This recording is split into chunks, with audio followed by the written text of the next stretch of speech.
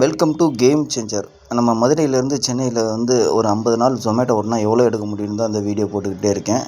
அப்படியே காலையில் பிரேக்ஃபாஸ்ட் ஒரு பொங்கல் வாங்கி சாப்பிட்டாச்சு. அதுக்கடுத்து இது கேம் ஸ்டார்ட் பண்ணிட்டேன். இது 7வது நாளோட கேமு. மொதல் ஆர்டரே போட்டிருந்தாங்க. அப்படியே 1 பை 1 ஒரு ஆர்டர் எடுத்துக்கிருந்தேன். மொதல் ஆர்டர் 3 மாடி லிஃப்ட்டே இல்லை, அப்படியே எடுத்து பொறுமையாக நடந்துக்கிருந்தேன். கிட்டத்தட்ட ஒரு 3 ஆர்டர்லேயுமே லிஃப்ட்டே இல்லை. அப்படியே பொறுமையாக தான் நடந்துட்டு இருந்தேன். மதியத்துக்கு மேலே செம்ம வெயில் கொளுத்தி வாங்கிடுச்சு. இதில் வேறு டிராஃபிக்கில் நிற்கும்போது ஒரு 5 நிமிஷம் நின்றாலும் தாங்க முடியல.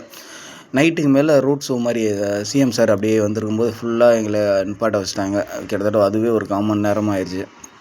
ரெஸ்டாரண்ட்டில் அப்படியே வாங்கிட்டு அதுக்கடுத்து பொறுமையாக ஒவ்வொன்றா எடுத்துக்கிருந்தோம். நேற்று நைட்டுக்கு மேலே தான் ஆர்ட்ரு ஓரளவுக்கு தந்தான். நேற்று மதியத்துக்கு மேலே ஆர்ட்ரு 20 ரூபாயா தான் தந்துக்கிருந்தான்.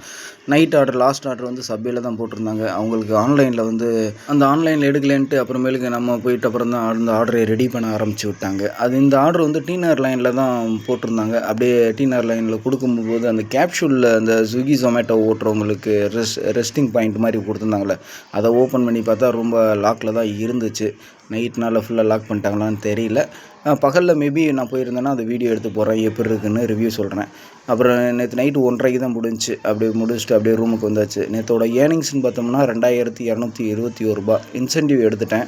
ஃபுல் இன்சென்டிவ் தான் 650 ரூபா எடுத்துட்டேன். நேற்றோட எக்ஸ்பென்ஸ்ன்னு பார்த்தோம்னாவே எப்போயுமே போடுற மாதிரி தான். பெட்ரோலு ஃபுட்டுக்கு மட்டும் எனக்கு 500 ஆச்சு. அப்புறம் நம்ம கைக்கு கிடச்சது 1831 ரூபா. Okay, bye friends.